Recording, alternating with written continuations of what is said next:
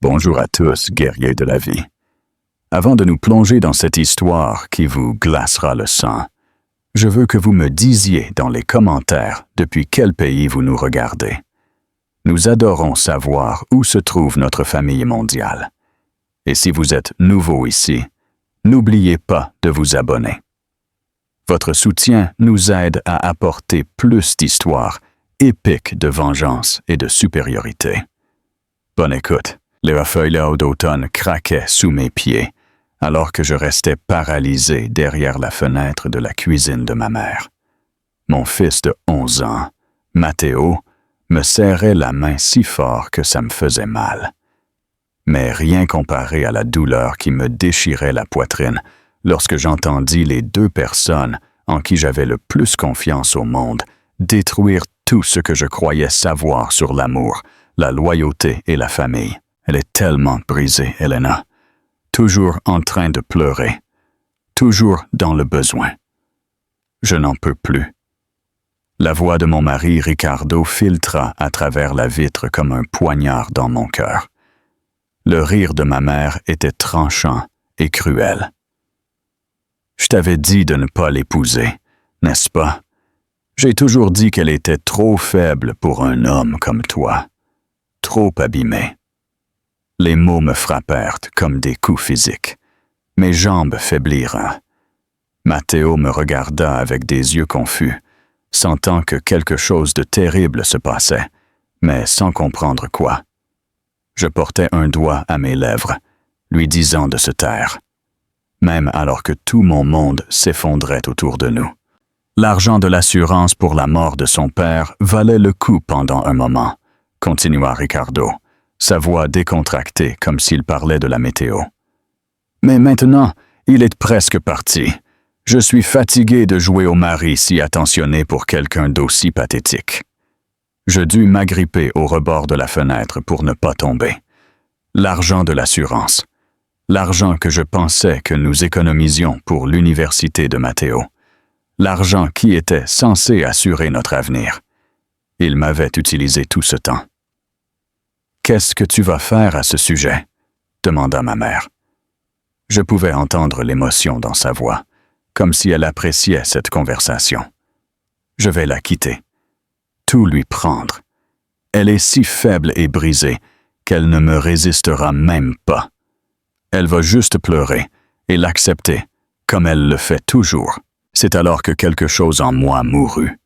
La partie de moi qui croyait encore en la gentillesse, en l'amour, en la famille.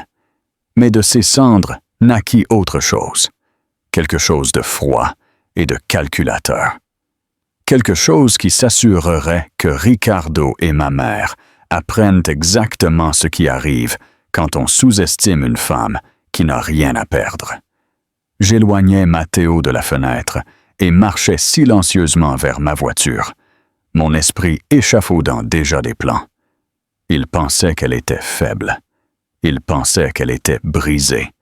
Ils étaient sur le point de découvrir à quel point ils avaient tort. N'oubliez pas d'aimer cette vidéo et de la partager si elle vous accroche. Votre soutien est vital pour nous. 3 mois auparavant, je vivais ce que je pensais être une vie parfaite. Enfin, aussi parfaite que la vie pouvait l'être pour quelqu'un comme moi.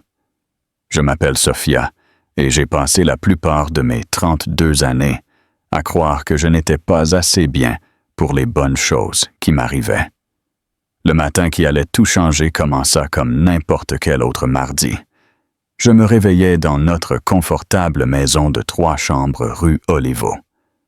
La même maison que Ricardo et moi avions achetée quand Matteo n'avait que 2 ans.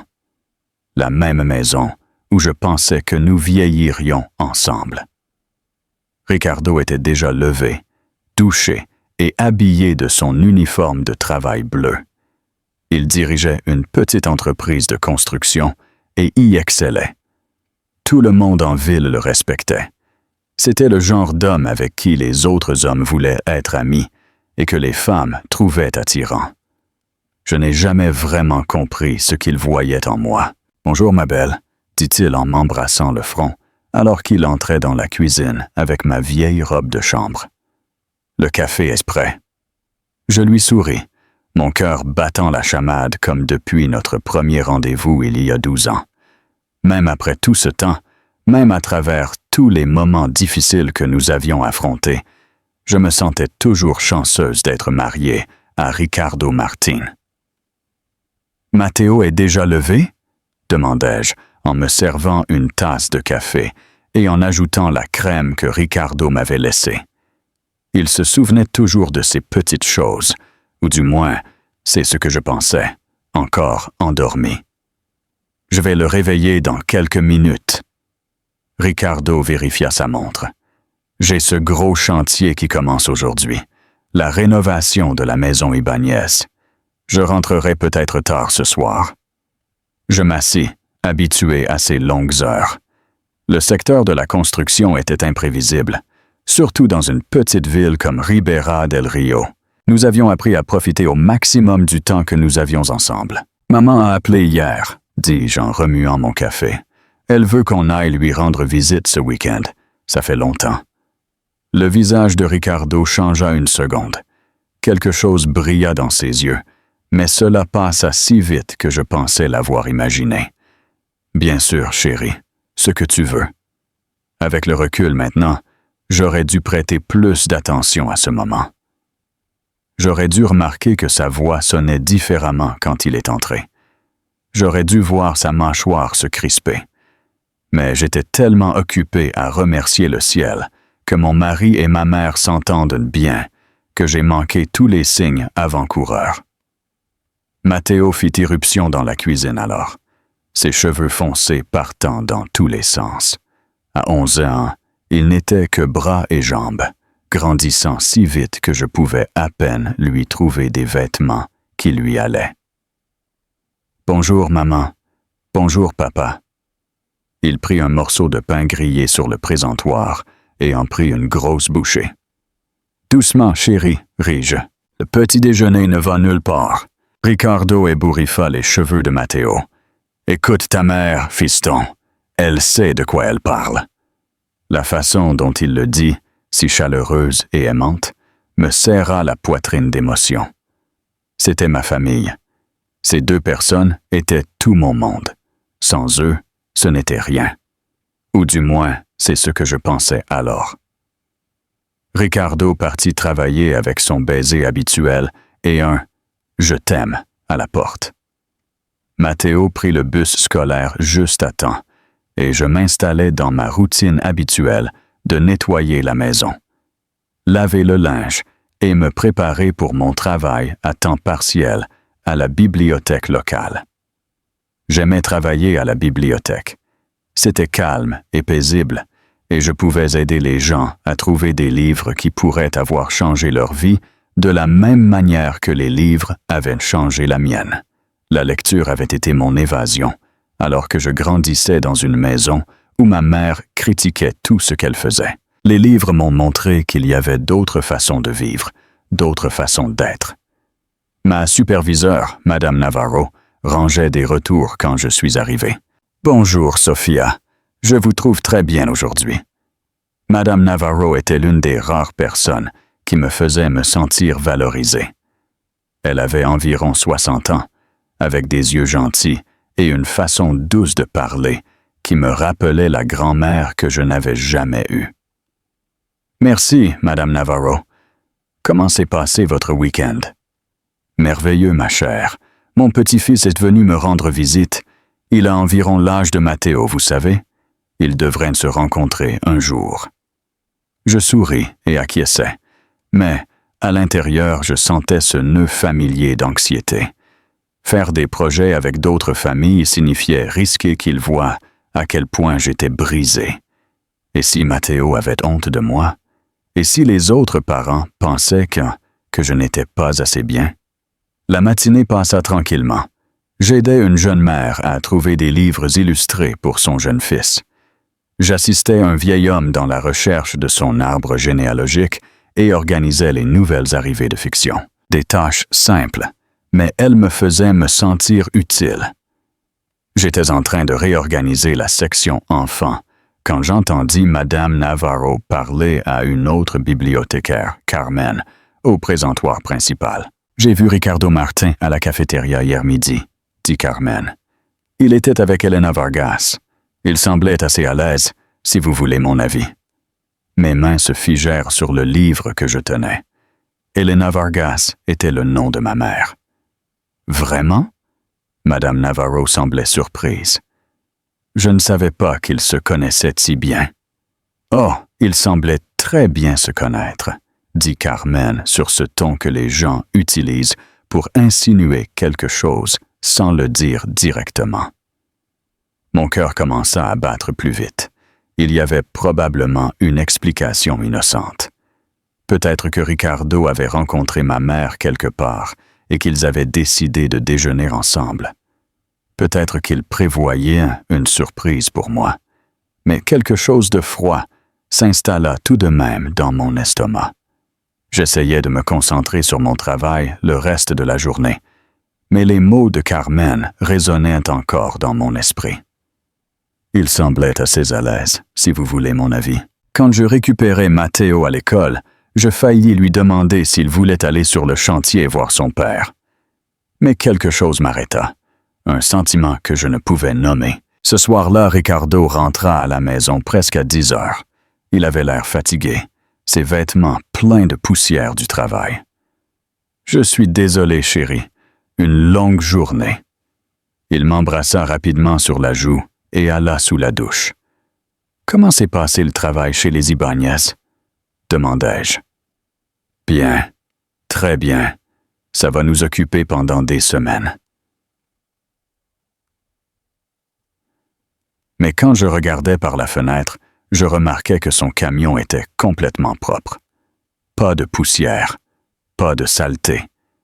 Rien qui n'indiquait qu'il avait fait des travaux de construction toute la journée. Cette nuit-là, alors que Ricardo dormait à côté de moi, je regardais le plafond et essayais de repousser les pensées qui rampaient dans mon esprit. Ricardo m'aimait. Il m'avait choisi. Nous avions une bonne vie ensemble, mais le doute, une fois qu'il prend racine, est difficile à tuer. Les semaines suivantes passèrent dans un brouillard étrange. En surface, tout semblait normal. Ricardo allait au travail. Matteo allait à l'école. J'allais à la bibliothèque. Nous dînions ensemble la plupart des soirs. Nous regardions la télévision en famille le week-end. Mais en dessous, quelque chose avait changé. Je me suis surprise à prêter attention à des choses que je n'avais jamais remarquées auparavant. La façon dont Ricardo semblait parfois distrait pendant les conversations. Comment il avait commencé à emmener son téléphone partout, même aux toilettes. Le fait qu'il avait changé son mot de passe et inclinait l'écran loin de moi quand il l'utilisait. De petites choses. Des choses qui pourraient avoir des explications innocentes. Mais elles s'additionnaient. Je commençais aussi à remarquer des choses sur ma mère. Comment elle semblait toujours connaître des détails sur le travail de Ricardo que je ne lui avais pas partagé. Comment elle demandait de ses nouvelles en premier chaque fois que je l'appelais, avant de demander des nouvelles de Matteo ou de moi. « Comment va Ricardo avec ce grand projet de construction ?» me demandait-elle. Mais je ne lui avais rien dit sur aucun grand projet de construction. Quand je le mentionnais à Ricardo, il haussa simplement les épaules. Elle l'a probablement entendu en ville. Tu sais comment les gens parlent à Rivera del Rio. C'était vrai. Rivera del Rio était le genre de petite ville où tout le monde connaissait les affaires des autres. Mais quand même, cela semblait étrange. Puis vint le jour qui changea tout. C'était un jeudi début novembre. Matteo avait une demi-journée d'école à cause de réunions de professeurs, et j'avais pris mon après-midi à la bibliothèque pour passer du temps avec lui. « On peut aller voir grand-mère Elena ?» demanda Matteo, alors que nous étions assis à la table de la cuisine, partageant un sandwich au fromage grillé. Ma mère avait toujours insisté pour que Matteo l'appelle grand-mère Elena au lieu de simplement grand-mère. Elle disait que ça sonnait plus sophistiqué. Je trouvais ça froid, mais je ne discutais jamais à ce sujet. « Je ne sais pas, chérie. On devrait t'appeler d'abord pour s'assurer qu'elle est à la maison. »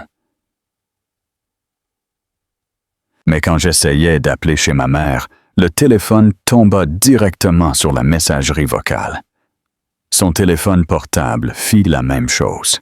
« Peut-être qu'elle fait des courses, » suggéra Matteo. « On pourrait passer en voiture, voir si sa voiture est là. » Ma mère vivait à environ 20 minutes de là, dans la maison où j'avais grandi. Un endroit petit et ordonné, avec un jardin dont elle était fière et des voisins qu'elle connaissait depuis 30 ans. « D'accord, » acceptai-je. « Mais, si elle n'est pas à la maison, on reviendra simplement un autre jour. » Le trajet jusqu'à chez ma mère fut calme. Matteo bavardait sur l'école et ses amis, et j'écoutais distraitement, tout en profitant du paysage automnal. Les feuilles étaient à leur apogée, peignant le monde de tons dorés et cramoisis. Mais quand nous tournâmes dans la rue de ma mère, mon sang se glaça. Le camion de Ricardo était garé dans l'allée de ma mère. Je m'arrêtais de l'autre côté de la rue. Mes mains tremblaient sur le volant. Matteo leva les yeux de sa console portable, confus. « Pourquoi on s'arrête? Ce n'est pas la camionnette de papa? »« Si, » réussis-je à dire. « C'est elle. » Mon esprit passa en revue les explications possibles. Peut-être que Ricardo aidait ma mère avec quelque chose dans la maison. Peut-être que son évier fuyait ou que son toit avait besoin de réparation. Peut-être. « On entre ?» demanda Matteo. « Dans 1 minute, dis-je. Je veux juste savoir ce qui se passe d'abord. » Quelque chose au plus profond de mon instinct me criait danger. Chaque instinct que j'avais me disait de ne pas aller à cette porte, de ne pas frapper, de ne pas annoncer notre présence. Nous marchâmes en silence vers l'arrière de la maison. La fenêtre de la cuisine de ma mère donnait sur la cour arrière. Et je savais, par des années d'expérience d'enfant, qu'on pouvait entendre les conversations à l'intérieur assez clairement depuis cet endroit. Ce que j'entendis détruisit mon monde. Elle est tellement brisée, Elena. Toujours en train de pleurer. Toujours dans le besoin. Je n'en peux plus. La voix de Ricardo semblait fatiguée, frustrée, comme s'il parlait d'un fardeau qu'il avait porté trop longtemps. Je t'avais dit de ne pas l'épouser, n'est-ce pas? La voix de ma mère était aiguë de satisfaction. J'ai toujours dit qu'elle était trop faible pour un homme comme toi, trop abîmé. Je serrai le rebord de la fenêtre si fort que mes jointures devinrent blanches.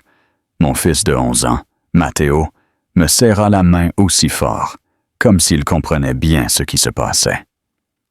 L'argent de l'assurance pour la mort de son père valait le coup pendant un moment, continua Ricardo. Mais maintenant, il est presque parti. Je suis fatigué de jouer au mari si attentionné pour quelqu'un d'aussi pathétique. Le monde bascula. Mon père était mort dans un accident de voiture 3 ans plus tôt, me laissant une importante indemnité d'assurance-vie, de l'argent que Ricardo et moi étions censés économiser pour l'avenir de Matteo, de l'argent qui était censé être notre filet de sécurité. « Qu'est-ce que tu vas faire à ce sujet? » demanda ma mère, et je pus entendre l'émotion dans sa voix. « Je vais la quitter, tout lui prendre. Elle est si faible et brisée qu'elle ne me résistera même pas. Elle va juste pleurer et l'accepter comme elle le fait toujours. » Ils rirent tous les deux à ce moment-là. Ils rirent de ma douleur, de ma faiblesse, de ma nature confiante. « Quand? » demanda ma mère. « Bientôt, peut-être après les fêtes. Je ne veux pas gâcher le Noël de Matteo. Le gamin ne le mérite pas. »« Tu es trop tendre, » dit ma mère. Elle a été une déception depuis le jour de sa naissance. Faible, tout comme son père. Au moins, lui a eu la décence de mourir et de lui laisser un peu d'argent. C'est alors que quelque chose en moi se rompit. Ça ne vola pas en éclats. Ça se rompit comme un élastique trop étiré. Mon père avait été un homme aimable et gentil qui aimait les livres, et il m'avait appris que j'étais digne d'amour. Ma mère avait passé toute mon enfance à me comparer défavorablement aux autres enfants, me disant que je n'étais pas assez intelligente, jolie ou forte pour quoi que ce soit de bon. Je l'avais cru. J'avais passé toute ma vie d'adulte reconnaissante que Ricardo m'ait choisie. Innocente, abîmée, faible et pathétique. Mais maintenant, je connaissais la vérité. Il ne m'avait pas choisi. Il avait choisi l'argent de mon père. Et ma mère n'avait pas été simplement critique. Elle avait activement travaillé à détruire mon estime de soi, pour que, le moment venu, je sois trop brisé pour me battre. Je retournai à la voiture les jambes instables. Matteo me regarda avec inquiétude. « Maman, tu vas bien, tu es toute pâle. »« Je vais bien, chérie, » dis-je, ma voix étonnamment ferme. « Changement de plan, on rentre à la maison. »« Mais qu'en est-il de la camionnette de papa?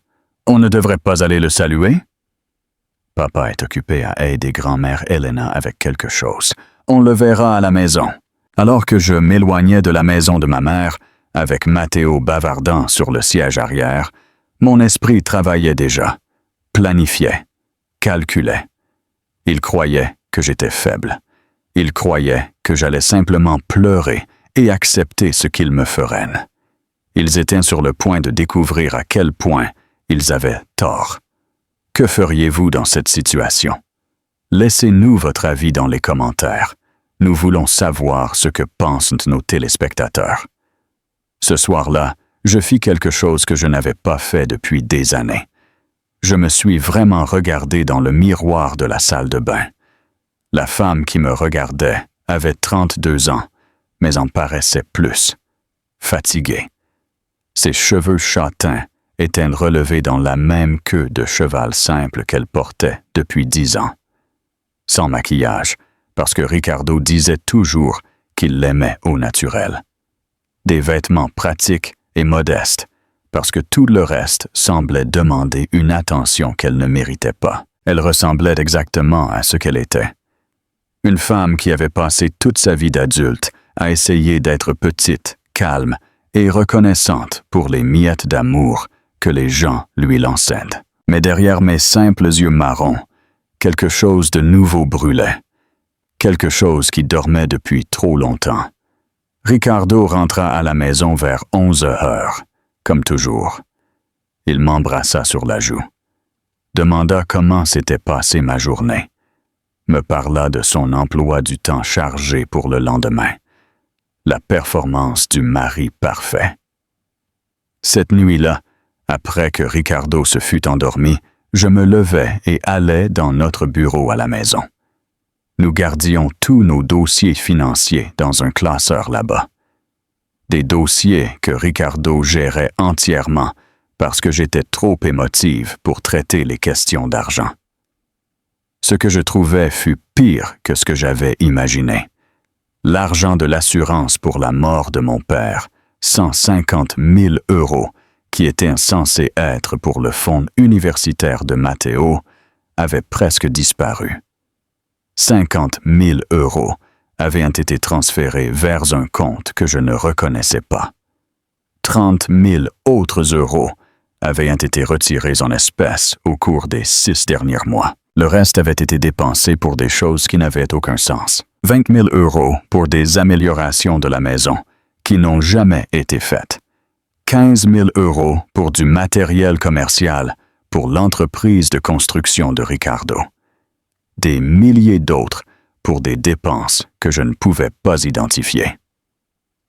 Je restais assise dans ce bureau jusqu'à l'aube, passant en revue chaque papier, chaque relevé, chaque reçu, construisant une image de la façon complète dont il m'avait trahi. Quand le soleil se leva, je savais 3 choses avec certitude. Premièrement, Ricardo me volait systématiquement depuis des mois, planifiant probablement sa stratégie de sortie.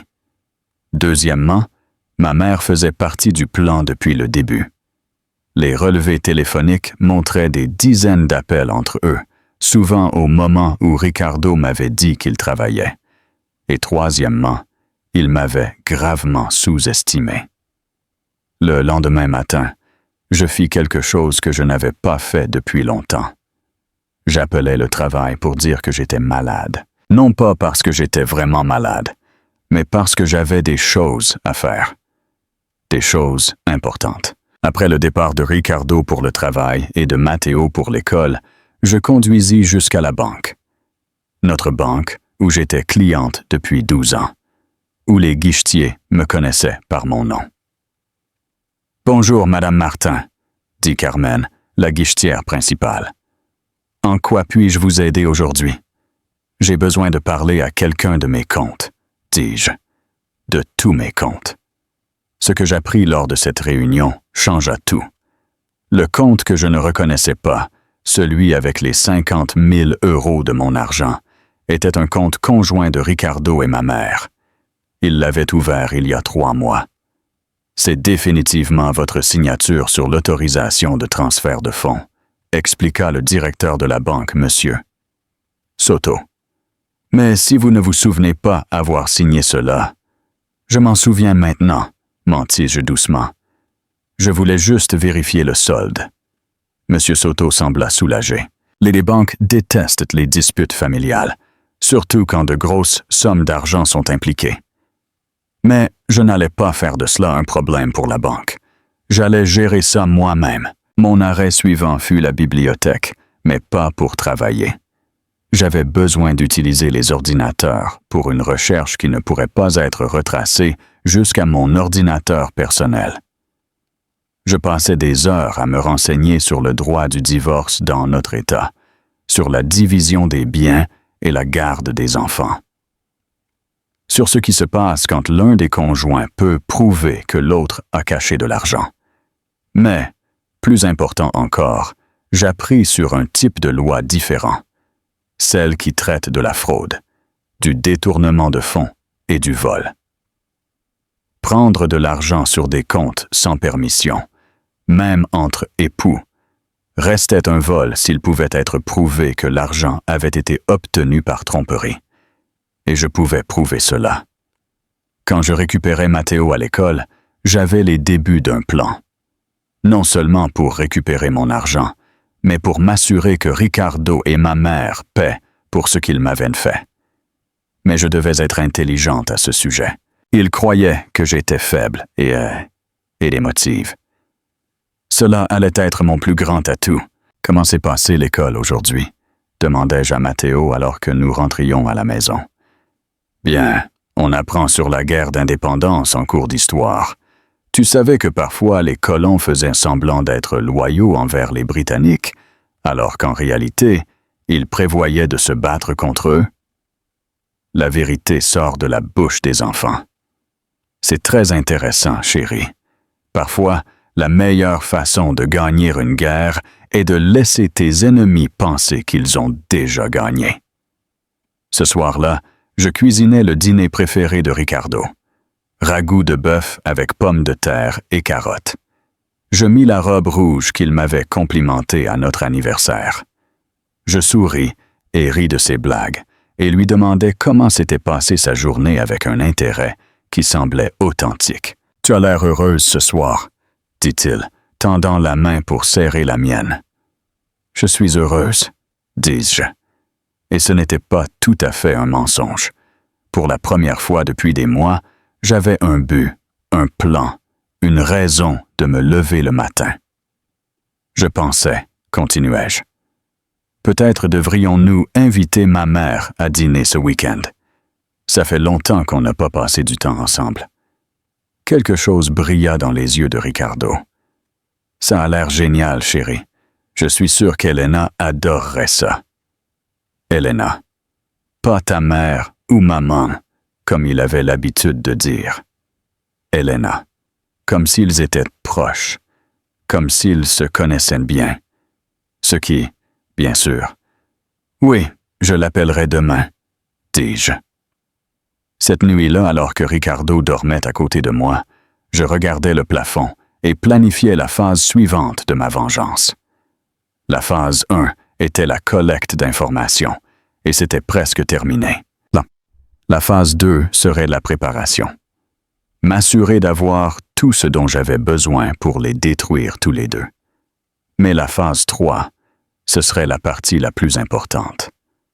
Ce serait m'assurer qu'ils comprennent tous les deux exactement ce qu'ils avaient perdu quand ils ont décidé de sous-estimer Sofia Pérez. Dans l'obscurité, je souris pour la première fois depuis des semaines. L'appel à ma mère le lendemain matin fut un chef-d'œuvre de comédie. « Maman », dis-je en laissant ma voix paraître petite et incertaine. Je me demandais si tu voulais venir dîner samedi soir. « Oh, chérie, ça a l'air charmant, » dit-elle, et je pouvais pratiquement entendre la satisfaction dans sa voix. Pauvre, pathétique Sofia, cherchant le réconfort d'une famille qu'elle ne méritait pas. « Est-ce que tout va bien? Tu as l'air un peu déprimé. »« Je vais bien, » dis-je en injectant juste la bonne quantité de fausse gaieté dans ma voix. Peut-être un peu fatigué. Ricardo a beaucoup travaillé dernièrement, et j'ai l'impression de ne presque pas le voir. Les hommes travaillent dur pour entretenir leur famille, ma chérie. Tu devrais être reconnaissante, pas te plaindre. La cruauté désinvolte de son ton était si familière que je l'ai presque ignorée. Mais cette fois, au lieu de me faire sentir petite, elle attisa le feu qui brûlait dans ma poitrine. Tu as raison, bien sûr. Il me manque juste, tu sais.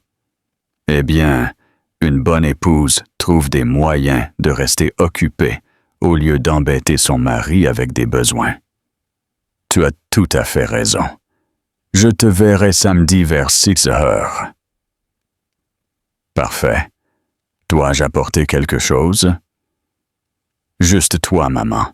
C'est tout ce dont nous avons besoin. Après avoir raccroché, je m'assis dans ma cuisine et m'émerveillais de la facilité avec laquelle je jouais le rôle qu'ils attendaient. La fille faible et reconnaissante, l'épouse nécessiteuse et pathétique. J'avais joué ce rôle si longtemps que j'avais oublié que c'était une performance. Mais maintenant que je jouais consciemment, je pouvais voir exactement comment ils m'avaient manipulé. Chaque critique déguisée en conseil utile, chaque compliment à double tranchant, conçu pour me garder reconnaissante d'une attention que je ne méritais pas. Chaque fois qu'ils m'avaient fait sentir que j'avais de la chance d'être toléré. La rage qui m'emplissait alors était propre, froide et déterminée. Mon arrêt suivant fut une papeterie où j'achetais un petit enregistreur numérique. Le genre utilisé par les étudiants universitaires pour enregistrer les cours. Ensuite, j'allais dans un magasin d'électronique et achetais une petite caméra sans fil, censée être pour la sécurité domestique. Si Ricardo et ma mère voulaient avoir des conversations secrètes, je m'assurerais d'avoir des preuves de chaque mot. Cet après-midi-là, je fis autre chose que je n'avais pas fait depuis des années. Je fis du shopping pour moi. Pas des vêtements pratiques pour m'aider à passer inaperçu. Pas des tenues modestes et conservatrices choisies pour éviter l'attention. J'achetais une robe noire qui s'ajustait vraiment à ma silhouette au lieu de la cacher. J'achetais du maquillage qui ferait ressortir mes yeux. J'achetais même une paire de talons qui me faisait sentir plus grande et plus sûre de moi. La femme dans le miroir de la cabine d'essayage ressemblait à une étrangère, comme quelqu'un qui pourrait vraiment mériter de bonnes choses dans la vie. Quand j'arrivais à la maison, je cachais mes achats au fond de mon placard et redevins la vieille Sofia, du moins en surface. Le samedi arriva rapidement. Je passais la journée à nettoyer la maison et à préparer le dîner, tout comme je l'avais fait des centaines de fois auparavant. Mais cette fois, je passais aussi du temps à configurer mon équipement. Je mis la caméra sans fil dans le salon, déguisée en pièces décoratives sur la cheminée. Je mis l'enregistreur numérique dans ma poche, déjà allumé. Ricardo rentra du travail à 17h30, ce qui nous laissa assez de temps pour nous préparer avant l'arrivée de ma mère. « Comme tu es jolie, dit-il, quand il me vit dans la cuisine en train de vérifier le rôti. Je portais une de mes vieilles tenues, un pantalon simple et un pull uni. Rien qui n'indiquait un changement dans ma personnalité ou ma situation. « Merci, dis-je en lui souriant comme toujours, comme si son approbation était la chose la plus importante au monde. Ma mère arriva exactement à 18 heures, apportant une bouteille de vin et portant le genre de tenue qui coûtait plus cher que ce que je dépensais habituellement en vêtements en un an. Elle m'embrassa et me fit la bise sur la joue, l'image d'une mère aimante. « Sophia, chérie, tu as l'air fatiguée. Est-ce que tu dors assez? » Le premier coup, délivré avec une précision chirurgicale, une critique déguisée en préoccupation, conçue pour me faire sentir gênée et inadéquate. « Je vais bien, maman, juste occupée avec Mathéo et le travail et tout le reste. » Eh bien, tu sais ce qu'on dit. Le travail d'une femme n'est jamais terminé.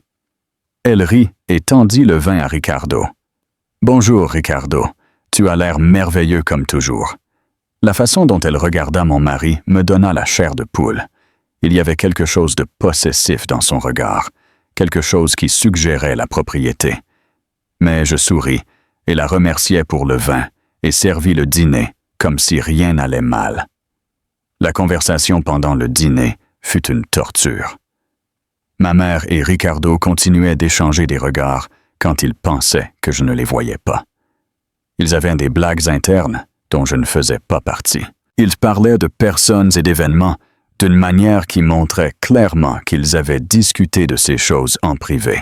« Oh, Ricardo, dit ma mère à un moment donné, as-tu jamais réglé ce problème de permis avec la ville? » Mon sang se figea. Ricardo ne m'avait mentionné aucun problème de permis, mais il répondit facilement comme si c'était un sujet dont ils avaient discuté auparavant. « Oui, je l'ai finalement résolu.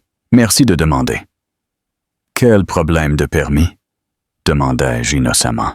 « Juste des trucs de travail, chérie. Rien d'inquiétant. » Mais ma mère hochait la tête comme si elle savait exactement de quel problème de permis il parlait. Après le dîner, je m'excusai pour aller chercher le dessert à la cuisine. Pendant que j'étais dehors, je pus les entendre parler à voix basse dans la salle à manger. Je ne pus distinguer les mots, mais le ton était intime. Familier. Quand je revins avec le gâteau, ils étaient assis un peu trop éloignés l'un de l'autre, comme s'ils avaient été plus proches avant que j'entre. « Ça a l'air délicieux, chérie, » dit Ricardo, mais son sourire semblait forcé. Le reste de la soirée se déroula dans un flou de bavardages triviaux et de faux sourires. Ma mère partit vers 9 heures, avec une autre étreinte et un baiser qui semblait acide sur ma peau. « Merci pour cette charmante soirée, ma chère. On devrait faire ça plus souvent. » Absolument. J'acceptais. La famille est très importante. Après son départ, Ricardo m'aida à faire la vaisselle. « Ta mère semblait apprécier, » dit-il. « Oui, je suis contente que vous vous entendiez si bien. C'est une bonne femme.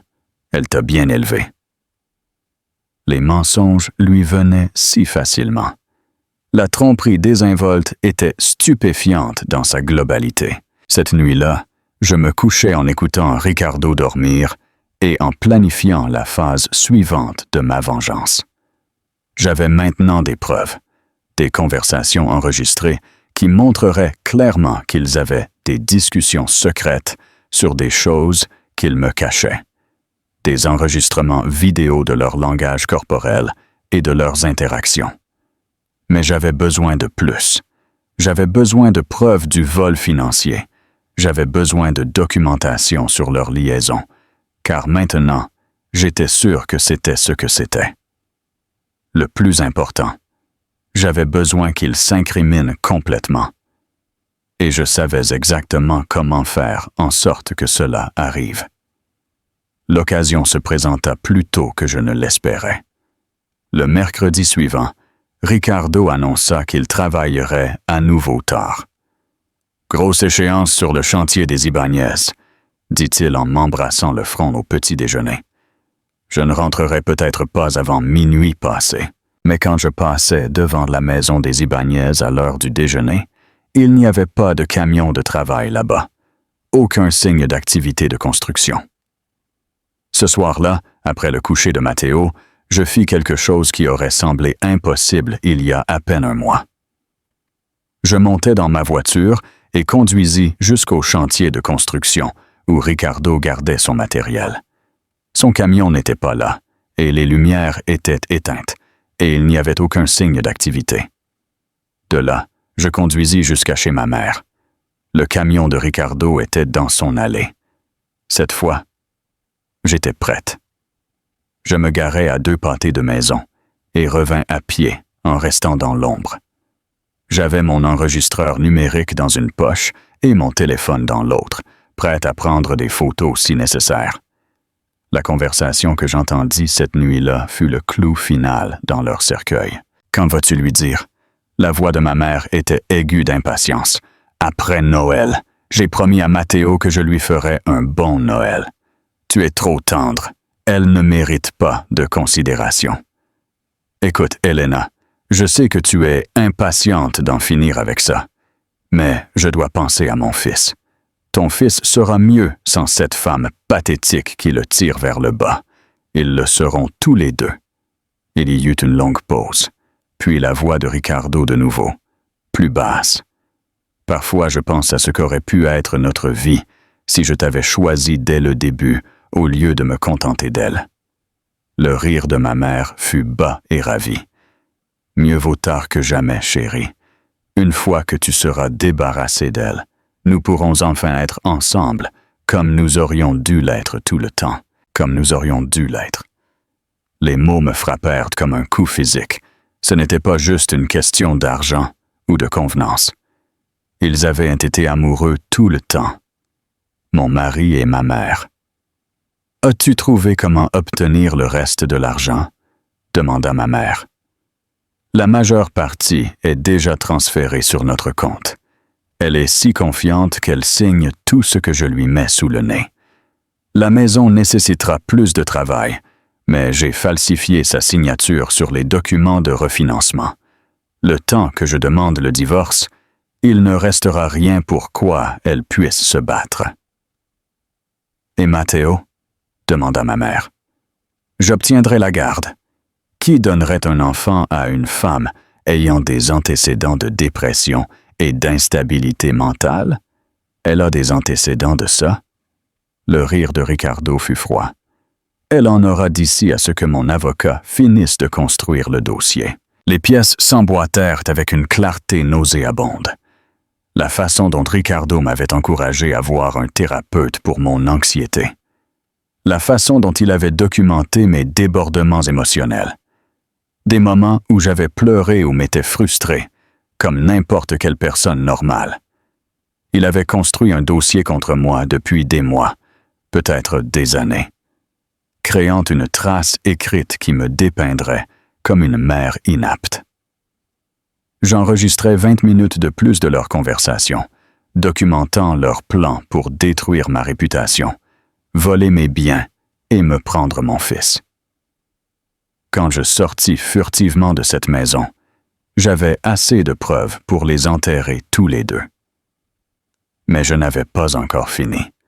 Le lendemain matin, je passai 3 appels téléphoniques. Le premier fut à une avocate spécialisée en divorce dans la ville voisine, quelqu'un que Ricardo ne connaîtrait pas et qui n'aurait aucun lien avec notre communauté locale.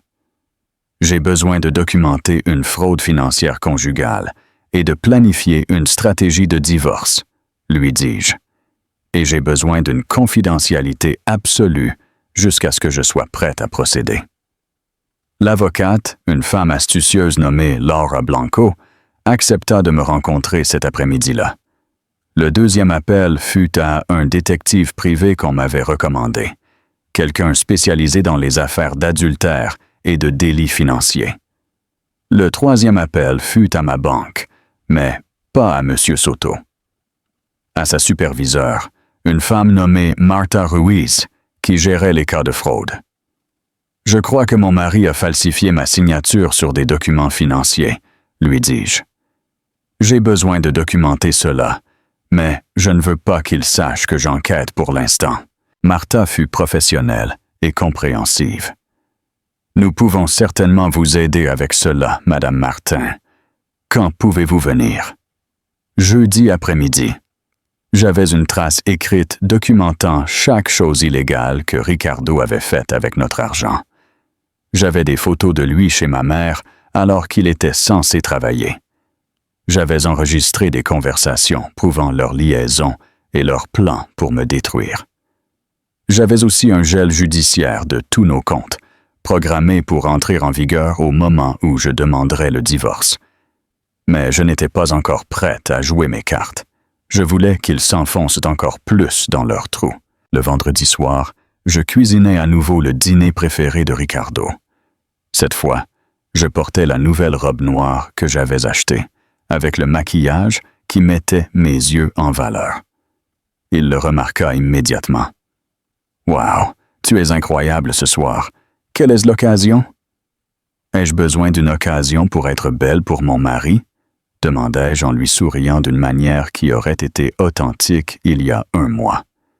Pendant le dîner, j'abordai un sujet qui le fit pâlir. Je pensais, dis-je avec désinvolture. Peut-être devrions-nous prévoir des vacances pour Noël, un endroit chaud. Matteo n'a jamais vu l'océan. Ça a l'air cher, dit Ricardo avec prudence. Je ne pense pas que l'argent soit un problème. Aujourd'hui, j'ai parlé à la compagnie d'assurance de mon père, et ils ont dit qu'il pourrait y avoir des avantages supplémentaires que je ne connaissais pas. Quelque chose à propos d'intérêts composés sur des paiements retardés. Le mensonge sortit de ma bouche si doucement qu'il me surprit. Mais l'effet sur Ricardo fut immédiat et satisfaisant.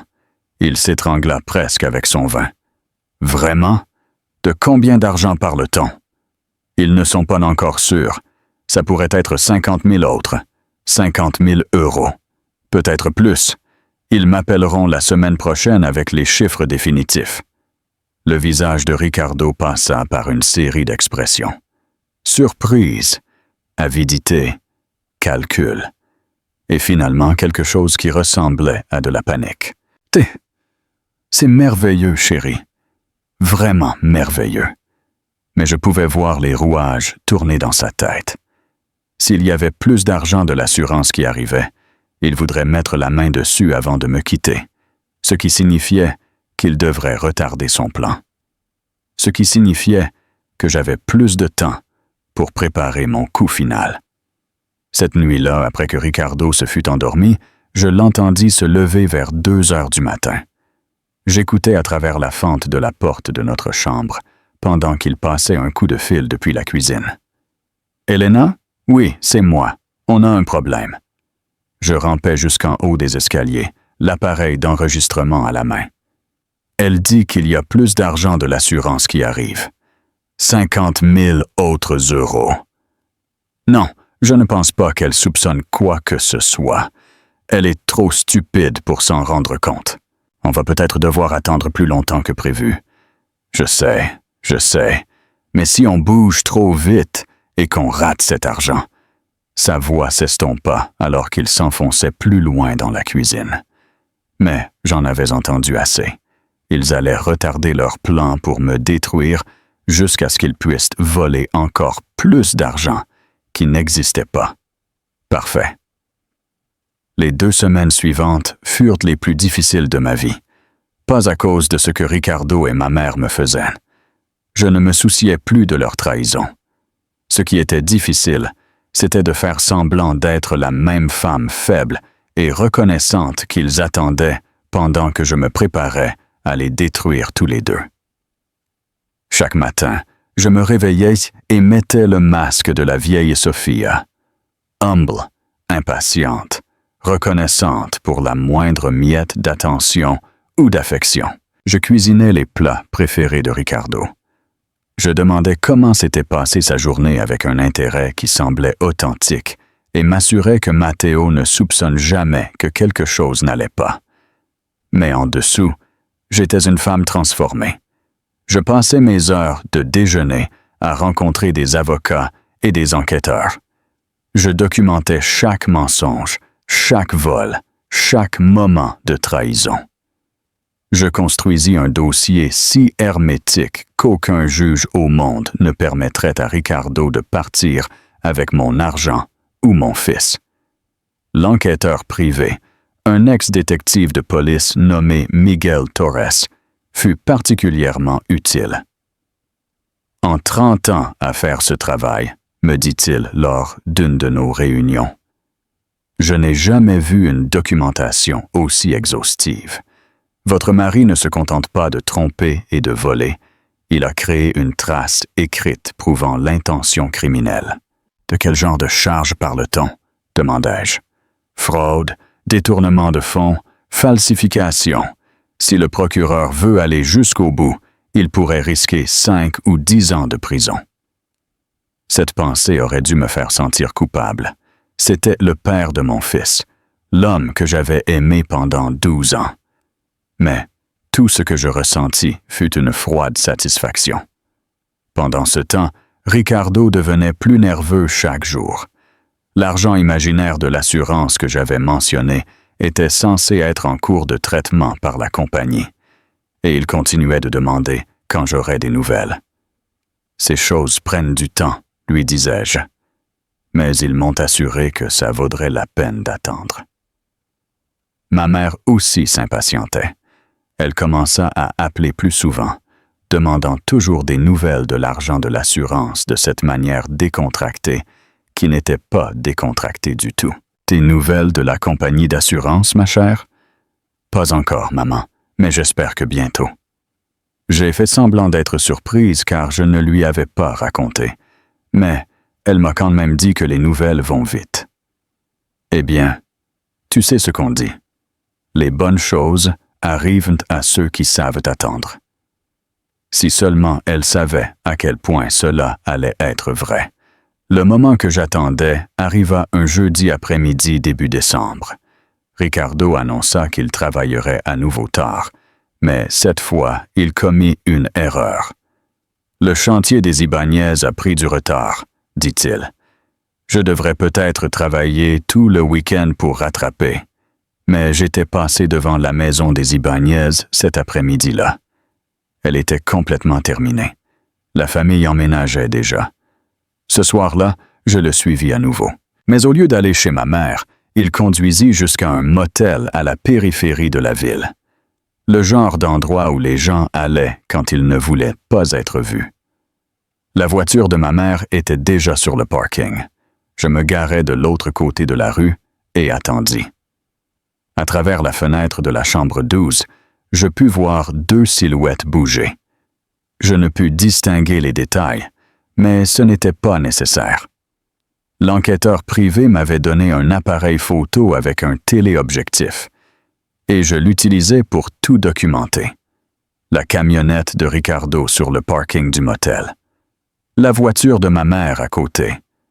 Le horodatage, montrant qu'il était 20h47 un jeudi, alors qu'il était censé travailler. Mais la véritable preuve arriva quand ils sortirent enfin de la chambre. Ils semblaient si à l'aise l'un avec l'autre. Si informels. Ricardo avait son bras autour de la taille de ma mère. Elle riait de quelque chose qu'il avait dit, le regardant avec une affection évidente. Ils ressemblaient à un couple, un vrai couple qui était ensemble depuis longtemps. Je pris des photos de tout. Puis je conduisis chez moi et les téléchargeai dans le dossier crypté que l'enquêteur privé m'avait configuré. Quand Ricardo rentra à la maison à minuit, je l'attendais avec une tasse de thé et une expression d'inquiétude. « Tu as fini tard ?» demandai-je avec sympathie. « Épuisé, mais on progresse. »« C'est bien, je m'inquiète que tu travailles autant. » Il m'embrassa le sommet de la tête et je dus lutter pour ne pas me dérober à son contact. « Tu es trop bonne avec moi, Sophia. » Si seulement il savait. Le lendemain matin, je passais l'appel pour lequel je me préparais depuis des semaines. « Laura? C'est Sofia Pérez. Je suis prête à déposer la demande. Es-tu sûre? » Une fois qu'on lance ce processus, il n'y a pas de retour en arrière. « Je suis sûr. Je veux déposer aujourd'hui et je veux que le gel du compte entre en vigueur immédiatement. » Considère que c'est fait. Peux-tu être à mon bureau à 14 heures cet après-midi? J'y serai. Avant d'aller au bureau de l'avocate, je fis une dernière chose. J'appelai l'entreprise de construction pour laquelle Ricardo prétendait travailler et demandai à parler au contremaître du chantier des Ibáñez. Chantier des Ibáñez. L'homme sembla confus. Ce chantier est terminé depuis 2 semaines, depuis la mi-novembre. Oh, je suis désolé. J'ai dû mal comprendre. Mon mari, Ricardo Martin, a dit qu'il travaillait là-bas cette semaine. Ricardo Martin, nous n'avons aucun chantier en cours cette semaine. Basse saison, vous savez. La dernière pièce du puzzle s'emboîta. Ricardo ne travaillait pas seulement pour une entreprise de construction. Il en possédait une petite. Mais les affaires avaient ralenti, et au lieu de me dire la vérité, il avait fait semblant d'avoir un travail stable, tout en me volant de l'argent et en planifiant son évasion. À 14 heures, je m'assis dans le bureau de Laura Blanco et signai les papiers qui détruiraient la vie de mon mari. Le gel des comptes entre en vigueur à la fermeture des bureaux aujourd'hui, expliqua-t-elle. Il ne pourra accéder à aucun des comptes conjoints, ni à l'argent qu'il a transféré sur son compte avec sa mère. Et la maison? Étant donné que tu peux prouver qu'il a falsifié ta signature sur les documents de refinancement, ces transactions sont nulles. La maison reste à ton nom. Et la garde de Matteo? Laura sourit avec ironie. Étant donné les preuves de fraude financière et la manipulation psychologique que tu as documentées, je dirais qu'il n'y a pratiquement aucune chance qu'il obtienne la garde. Visite supervisée au mieux. Que se passe-t-il ensuite? Il sera notifié des papiers demain matin. Je te recommande de ne pas être à la maison quand cela arrivera. Prends Matteo et va dans un endroit sûr jusqu'à ce qu'on voit comment il réagit. Et les charges pénales? Ça dépend de toi. Les preuves sont suffisamment solides pour que le procureur le poursuive définitivement s'il veut porter plainte. Je pensais au plan de Ricardo de me dépeindre comme mentalement instable pour me voler mon fils, à la cruauté désinvolte de ma mère et à sa joie face à ma douleur, aux années de manipulation et de mensonges. Porter plainte, dis-je. Toutes les charges. Ce soir-là, je fis une dernière performance en tant que la vieille Sofia. Je cuisinai le dîner, aidai Matteo avec ses devoirs et agis comme si tout était normal. Ricardo était distrait, probablement inquiet pour l'argent de l'assurance qui n'arriverait jamais. Après le coucher de Matteo, je m'assis avec Ricardo sur le canapé pour regarder la télévision, comme nous l'avions fait des milliers de fois auparavant. « J'aime notre vie », dis-je en me blottissant contre lui. « Moi aussi, chérie, moi aussi. » Le mensonge lui venait si facilement. Même maintenant, avec les papiers prêts à le détruire, il pouvait me regarder dans les yeux et mentir. Mais demain, il apprendrait ce qui arrivait aux gens qui sous-estimaient Sofia Pérez. Je me réveillai avant l'aube, le vendredi matin, avec un sentiment d'anticipation que je n'avais pas ressenti depuis l'enfance. Aujourd'hui était le jour où tout allait changer. Je préparais le petit déjeuner pour Matteo et le préparais pour l'école, comme d'habitude. Ricardo était déjà parti pour son faux travail, ce qui signifiait qu'il était probablement allé chez ma mère pour continuer à planifier ma destruction. À 8h30, j'emmenai Matteo à l'école et lui donnai un câlin extra long. « Je t'aime tellement, chérie, » lui dis-je. « Moi aussi je t'aime, maman. Est-ce que ça va? Tu as l'air différente dernièrement. » Garçon intelligent, trop intelligent pour son propre bien parfois. Je vais bien, chérie, mieux que bien. Tout va bien se passer. Après avoir déposé Matteo, je conduisis jusqu'à un café à l'autre bout de la ville et m'installai pour attendre. Laura m'avait envoyé un SMS disant que l'huissier remettrait les papiers entre 9 et 10 heures du matin. À 9h47, mon téléphone sonna. Madame Martin, c'est l'agent Ruiz de la police de Rivera del Rio. Votre mari nous a demandé de vous appeler. Mon cœur s'accéléra, mais je gardai ma voix calme. Tout va bien, agent? Eh bien, madame, votre mari a reçu des papiers juridiques ce matin, et il est... Eh bien, il est assez contrarié. Il fait de graves accusations à votre sujet, et nous voulions entendre votre version de l'histoire. Quel genre d'accusation? Demandai-je. Il dit que vous agissez de manière erratique dernièrement, que vous mentez à propos de l'argent de l'assurance et essayez de le manipuler. Il s'inquiète pour votre état mental. Je faillis y rire. Même maintenant, même alors que son monde s'effondrait autour de lui, Ricardo essayait de jouer la carte du mari inquiet. Agent Ruiz, je pense que vous devriez savoir que ces papiers sont des documents de divorce déposés, parce que j'ai découvert que mon mari me volait sur nos comptes conjoints et avait une liaison avec ma mère. Il y eut une longue pause. Votre mère? Oui. J'ai une documentation complète, tant de la fraude financière que de la liaison. Je serais ravi de vous la partager si nécessaire. Madame, seriez-vous prête à venir au commissariat pour faire une déclaration? Bien sûr, j'y serai tout de suite.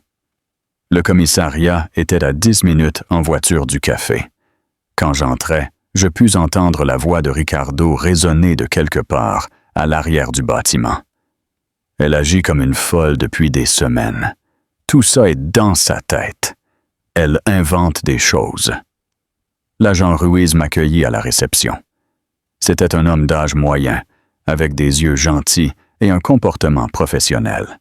« Madame Martin, je suis Roberto Ruiz. Merci d'être venu. » Il m'emmena dans une petite salle d'interrogatoire, où je passais l'heure suivante à exposer tout mon dossier.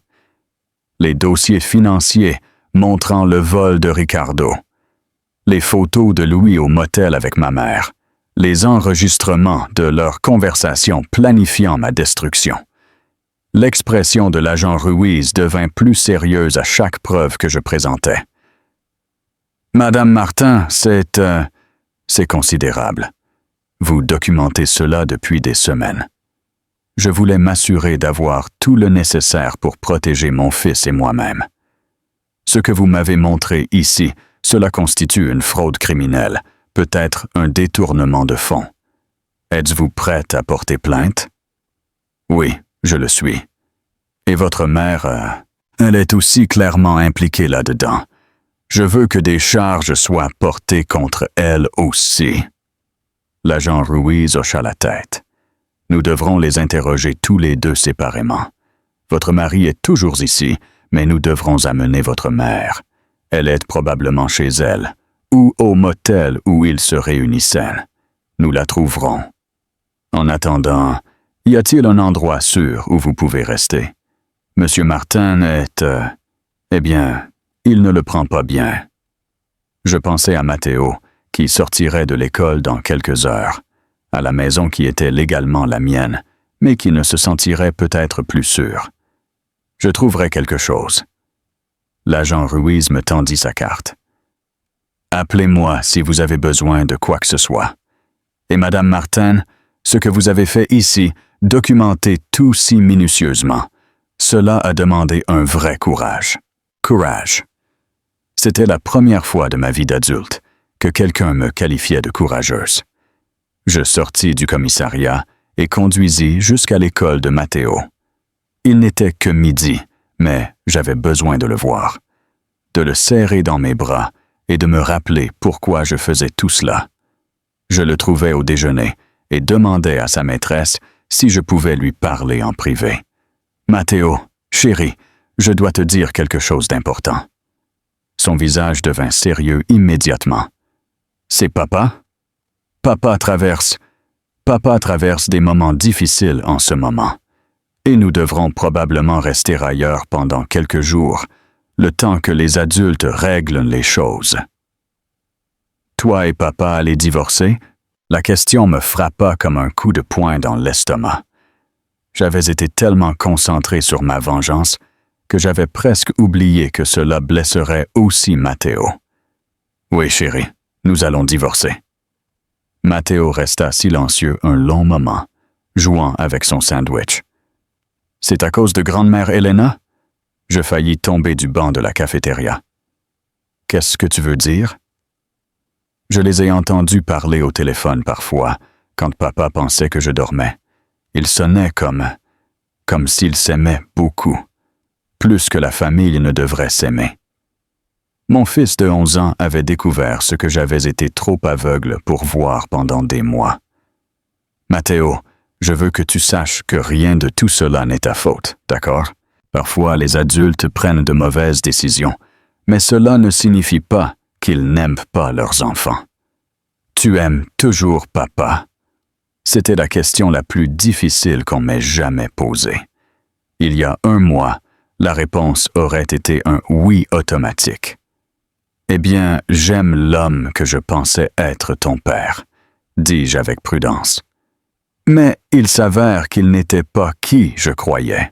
« On va s'en sortir? » J'enlaçai mon fils et le serrai fort. « On va s'en sortir mieux que bien, chérie, je te le promets. » Cet après-midi-là, je nous enregistrais dans un hôtel à l'autre bout de la ville.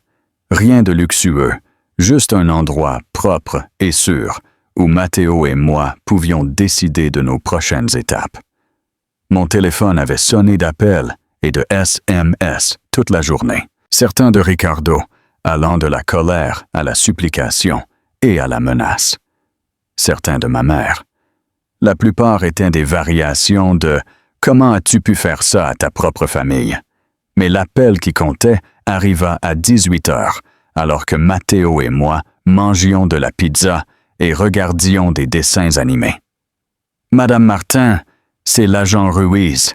Nous avons arrêté votre mari et votre mère. Ils sont accusés de fraude, détournement de fonds et conspiration pour commettre des délits financiers. » Que se passe-t-il maintenant? Ils seront probablement libérés sous caution demain, mais auront des ordonnances restrictives contre eux. Ils ne seront pas autorisés à vous contacter, ni Matteo directement. Et l'argent qu'ils ont volé, le procureur est confiant que nous pourrons en récupérer la majeure partie.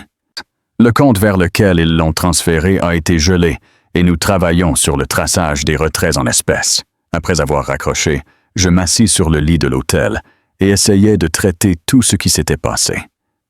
Ce matin, j'étais marié à un homme que je croyais aimer, vivant dans une maison que je croyais sûre, faisant partie d'une famille que je croyais réelle.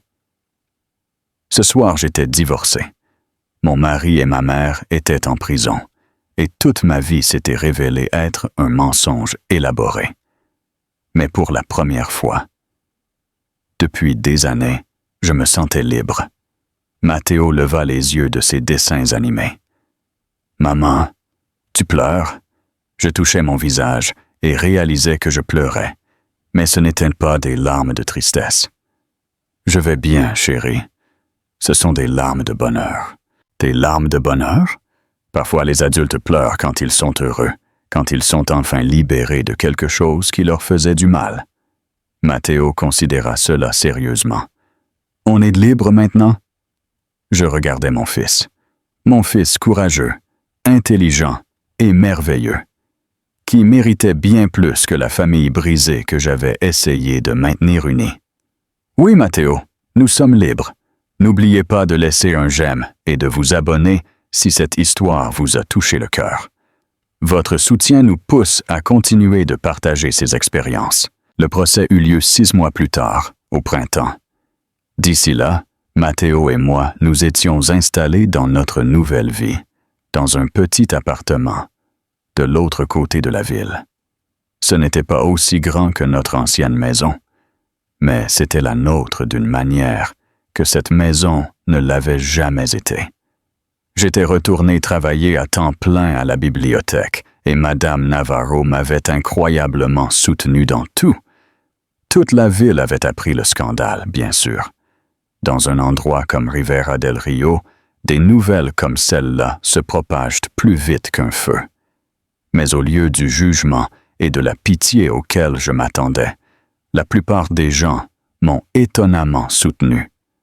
D'autres femmes se sont manifestées avec leurs propres histoires du comportement inapproprié de Ricardo au fil des ans. Des hommes de l'industrie de la construction ont révélé que l'entreprise de Ricardo était en échec depuis des mois avant qu'il ne commence à me voler. Encore plus surprenant, plusieurs personnes ont mentionné qu'elles n'avaient jamais aimé ma mère, qu'elles avaient toujours pensé qu'il y avait quelque chose de froid chez elle. Elle agissait toujours comme si elle était meilleure que tout le monde, me dit Madame Navarro un après-midi, comme si elle faisait une faveur au monde en existant. Le procès lui-même fut presque anticlimatique. Les preuves étaient si accablantes que Ricardo et ma mère finirent par accepter des accords de plaidoyer au lieu de faire face à un jury. Ricardo reçut 3 ans de prison pour fraude et détournement de fonds. Ma mère reçut 18 mois pour conspiration et son rôle dans le plan. J'étais dans la salle d'audience quand ils furent condamnés. Ricardo me regarda avec un mélange de colère et de ce qui aurait pu être du regret. Ma mère me regarda comme si j'étais une étrangère qu'elle n'avait jamais vue. Aucun des deux ne s'était jamais excusé.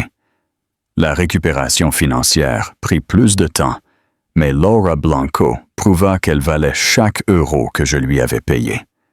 Nous récupérâmes presque tout l'argent volé, plus les dommages. La maison se vendit rapidement, et avec l'argent de l'assurance que Ricardo n'avait pas pu voler, Matteo et moi nous trouvâmes plus en sécurité financièrement que nous ne l'avions jamais été. Mais l'argent n'était pas la vraie victoire. La vraie victoire était ce que j'étais devenu dans le processus de me battre pour l'obtenir. Le jour après la condamnation, je fis quelque chose que je n'avais jamais fait auparavant. J'allai dans un salon de coiffure et demandai un relooking complet. « Je veux ressembler à quelqu'un avec qui on ne joue pas », dis-je à la styliste, une jeune femme nommée Crystal, avec des mèches violettes dans les cheveux et des yeux gentils. Quand elle eut fini, la femme qui me regardait depuis le miroir était sûre d'elle, forte et belle. Non pas parce qu'elle essayait de plaire à quelqu'un d'autre, mais parce qu'elle connaissait enfin sa propre valeur. Ce soir-là, Matteo et moi sommes allés dîner pour célébrer. Rien de luxueux, juste la cafétéria du centre-ville. Mais cela sembla être le repas le plus important de ma vie. « Maman, tu as l'air différente », dit Matteo en mangeant son cheeseburger. « Différente comment? »« Plus heureuse, comme si tu n'avais plus peur de rien. »« Je n'ai pas peur, » réalisai-je en le disant. « Pour la première fois de ma vie, je n'ai pas peur. Tu es content qu'on ne vive plus avec papa. » C'était une question difficile, mais je répondis avec sincérité. « Je suis triste que ton père ait pris les décisions qu'il a prises, mais je suis contente que nous nous soyons éloignés de lui avant que ces décisions nous fassent encore plus de mal. »« Tu te remarieras un jour? » Je ris. « Je ne sais pas, chérie. Peut-être. Mais si je le fais, ce sera avec quelqu'un qui pense que je suis incroyable, tel que je suis. »« Tu es incroyable, maman. Tu es la personne la plus forte que je connaisse. » Venant de mon fils de 11 ans, ces mots signifiaient plus que n'importe quel compliment que j'aurais pu recevoir. 7 mois après le procès, je reçus une lettre par la poste. L'adresse de l'expéditeur était le centre pénitentiaire pour femmes, où ma mère purgeait sa peine. Je faillis la jeter sans l'ouvrir. Mais la curiosité l'emporta. Sophia, j'ai eu beaucoup de temps pour penser à ce qui s'est passé, et maintenant je me rends compte que j'ai eu tort. pas seulement avec l'argent, mais avec tout. J'ai eu tort à ton sujet. Tu n'as jamais été faible, ni pathétique, ni aucune des autres choses que j'ai dites. Tu étais simplement confiante, et j'ai profité de cette confiance. J'ai aussi eu tort sur Ricardo. Il n'a jamais été assez bien pour toi, et j'aurais dû le voir dès le début, au lieu de l'encourager à te faire du mal. Mais surtout, j'ai eu tort sur moi-même. Je pensais que je méritais mieux que la vie que j'avais. Et je me suis convaincu que prendre ce que tu avais me rendrait heureuse. Ça ne l'a pas fait. Ça m'a juste transformé en une personne que je ne reconnais pas. Je n'espère pas que tu me pardonnes. Je ne mérite pas le pardon. Mais je voulais que tu saches que tu avais raison de te défendre. Tu avais raison de te protéger, toi et Matteo. Tu es plus forte que je ne t'en ai jamais donné crédit. Plus forte que je ne l'ai jamais été. Je suis désolé, Sophia, pour tout. Elena. Je lus la lettre, puis je la pliai soigneusement et la rangeai dans le tiroir de mon bureau. Non parce que j'étais prête à lui pardonner. Je n'étais pas sûr de l'être un jour. Mais parce que c'était une preuve que parfois même les pires personnes peuvent reconnaître la vérité quand elles sont obligées d'y faire face. 1 an après le procès, Matteo et moi avons emménagé dans une nouvelle maison. Rien de trop grand ou luxueux. Juste un endroit confortable, avec un jardin où je pourrais cultiver les légumes que j'avais toujours voulu essayer. J'avais été promu chef bibliothécaire après le départ à la retraite de Madame Navarro, et j'aimais le travail plus que jamais. J'avais aussi commencé à donner des cours d'alphabétisation pour adultes le soir, aidant des gens à apprendre à lire qui n'en avaient jamais eu l'occasion. L'une de mes élèves était une femme nommée Maria, qui avait quitté un mariage abusif avec 2 jeunes enfants. Elle me rappelait moi-même avant que j'apprenne à me défendre. « Je ne sais pas comment être forte », me dit-elle un après-midi après le cours. « Tu es déjà forte », lui dis-je. « Tu es partie. C'était la partie la plus difficile. Tout le reste est juste l'apprentissage de nouvelles compétences. Tu as toujours su comment te défendre ?» Je ris. « Maria, il y a 1 an, je me serais excusé de respirer trop fort. La force n'est pas quelque chose avec quoi on naît. C'est quelque chose que tu construis, une décision à la fois. Quelle a été ta première décision? » Je pensais à ce jour à la fenêtre de ma mère, écoutant Ricardo et ma mère planifier ma destruction. Le moment où quelque chose en moi a finalement dit « ça suffit ». J'ai décidé que je valais la peine de me battre pour moi-même, dis-je. Tout le reste est venu de là. 5 ans se sont écoulés depuis ce jour de novembre où mon monde a volé en éclats. Matteo a 16 ans maintenant. Grand et sûr de lui, et rien de comparable à la femme brisée que j'étais. Il n'a jamais demandé à rendre visite à son père en prison, et je n'ai jamais insisté sur le sujet. Ricardo a été libéré après avoir purgé 2 ans et demi de sa peine. Il a déménagé dans un autre État et n'a jamais essayé de nous contacter. J'ai appris par des amis communs qu'il travaille de nouveau dans la construction, vivant dans un petit appartement, essayant de reconstruire sa vie. Ma mère a été libérée après 14 mois. Elle a déménagé à Séville pour vivre avec sa sœur, et nous n'avons pas parlé depuis qu'elle est partie. Je ne suis pas sûr que nous le ferons un jour, et j'ai fait la paix avec cela. Les gens me demandent parfois si je regrette ce que j'ai fait. Si je pense que la vengeance valait la peine de détruire mon mariage et d'envoyer ma mère en prison. La réponse est toujours la même. Je n'ai pas détruit mon mariage. Ricardo l'a fait au moment où il a décidé de me voler et de me trahir avec ma propre mère. Je n'ai pas envoyé ma mère en prison. Elle l'a fait en choisissant de participer à une conspiration criminelle contre sa propre fille. Tout ce que j'ai fait, c'est refuser d'être une victime. La femme que je suis maintenant serait méconnaissable pour la femme que j'étais il y a 5 ans. Je dirige la bibliothèque avec confiance et autorité. Je suis propriétaire de ma propre maison. J'ai voyagé dans des endroits que je n'aurais jamais pensé voir. Paris, Londres, Rome. Parfois seul, parfois avec Matteo. Toujours avec la connaissance que je peux prendre soin de moi où que j'aille. J'ai eu quelques rendez-vous, mais je ne suis pas pressé de me remarier. J'aime trop mon indépendance et j'ai appris à être très prudente avec qui je laisse entrer dans ma vie. Tout homme qui veut être avec moi doit gagner ce privilège. Plus important encore, j'ai élevé un fils qui respecte les femmes et comprend que la vraie force vient de la protection des personnes qui ne peuvent pas se protéger elles-mêmes. Pas de profiter d'elles. Matteo ira à l'université l'année prochaine, et pour la première fois de ma vie, je suis excité d'être seul. Non pas parce que je n'aime pas mon fils, mais parce que je sais enfin qui je suis quand il n'y a personne d'autre autour. Je suis une femme qui s'est défendue quand le monde a essayé de la briser. Je suis une femme qui a découvert qu'elle n'a jamais été aussi faible que tout le monde le lui disait. Je suis une femme qui a appris que la meilleure vengeance n'est pas seulement de survivre, mais de prospérer. Parfois, tard le soir, quand je n'arrive pas à dormir, je pense à ce moment derrière la fenêtre de la cuisine de ma mère. Le moment où j'ai entendu les deux personnes que j'aimais le plus planifier ma destruction. Ce fut le pire moment de ma vie.